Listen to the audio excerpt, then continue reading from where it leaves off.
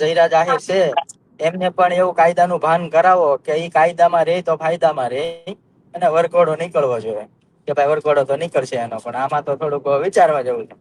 તો મિત્રો બગદાણા કેસમાં ફરી એકવાર ચોંકાવનારો ખુલાસો સામે આવ્યો છે, જેમાં મિત્રો નવનીતભાઈએ ફરી એકવાર કહ્યું છે કે નહીં, જયરાજ આહિરની ધરપકડ કરી એ તો મને ગમ્યું, પણ જયરાજ આહિરનો વરઘોડો નીકળવો જોઈએ. હા મિત્રો, નવનીતભાઈનો ફરી એકવાર ચોંકાવનારો ખુલાસો સામે આવ્યો છે અને મિત્રો જે તેઓ ન્યાયની માંગ કરી રહ્યા હતા તો તેમને ન્યાય મળ્યો છે અને ફરી એકવાર તેમની બીજી એક અપેક્ષા જાગી છે, કેમ કે તેમને ઈચ્છા બીજી જાગી છે કે હવે જે આ ગુનેગાર છે તેમનો વરઘોડો કાઢો.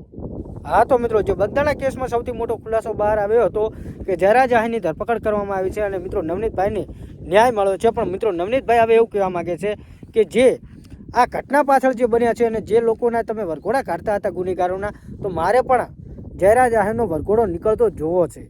તો મિત્રો ફરી એકવાર મીડિયાવાળા સામે તેમણે એક એવું બયાન આપ્યું છે કે જે આટલા દિવસો સુધી જે કે વરઘોડા કાઢવાની વાતો થતી હતી, તો મારે પણ જયરાજ આહિરનો વરઘોડો કઢાવવો છે. તો મિત્રો ફરી એકવાર મોટો ખુલાસો થયો છે અને વિડીયો પણ તમને બતાવવાનો છું કે ખરેખર નવનીતભાઈ હવે જયરાજ આહિરનો વરઘોડો જોવા માગે છે. તો મિત્રો વિડીયોની અંદર છેલ્લે સુધી બનાવી રહેજો. બાકી ચેનલ પર પહેલી વાર આવ્યા હોય તો આપણી ચેનલને સબસ્ક્રાઈબ કરી દેજો, કેમ કે સૌથી પહેલાં વાયરલ ટોપિકના વિડીયો આપણી ચેનલમાં જોવા મળી રહેશે. તો મિત્રો અત્યારે આપણે જે બગદાણા વિવાદ ચાલી રહ્યો હતો 25-26 દિવસથી, તેમાં જયરાજ આહિરની ધરપકડ તો કરવામાં આવી છે એસઆઈટી ટીમ દ્વારા, પણ નવનીતભાઈનું એવું કહેવું છે કે વરઘોડો કેમ ના નીકળ્યો. તો મિત્રો અત્યારે જયરાજ આહિરના એટલે કે નવનીતભાઈ અત્યારે એવું કહે છે કે મારે વરઘોડો જોવો છે, જે સરકાર કાઢશે એસઆઈટી ટીમ વરઘોડો પણ નીકાળશે એવી આશા રાખીને બેઠા છે.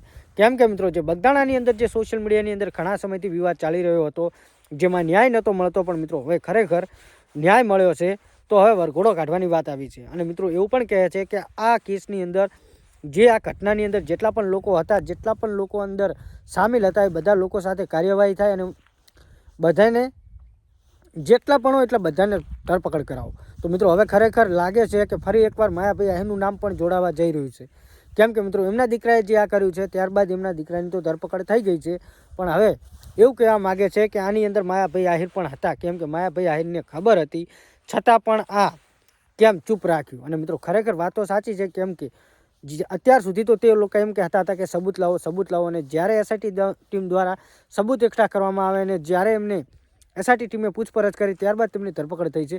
અને હવે આ કેસની અંદર જેટલા પણ લોકો છે એ બધાને હવે ભેગા કરો. તો મિત્રો અત્યારે વાત કરવાની છે કે હવે જયરાજ આહિરનો વરઘોડો જોવા માટે નવનીતભાઈ મીડિયાવાળા સામે વાત કરી છે. તો શું મિત્રો ખરેખર નવનીતભાઈ જયરાજ આહિરનો વરઘોડો નીકળાવશે કે કઢાવીને રહેશે? અને મિત્રો હવે આપણે જોવાની વાત એ છે કે એસઆઈટી ટીમ દ્વારા કે પોલીસ દ્વારા વરઘોડો નીકળશે. તો મિત્રો આ જે પણ તમને માહિતી આપી છે તે ઇન્ટરનેટ અને સોશિયલ મીડિયાને આધારે આપવામાં આવી છે.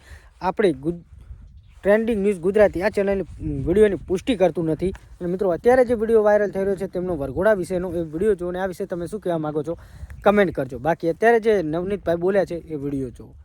જયરાજ આહિર છે એમને પણ એવું કાયદાનું ભાન કરાવો કે એ કાયદામાં રહે તો ફાયદામાં રહે અને વરઘોડો નીકળવો જોઈએ.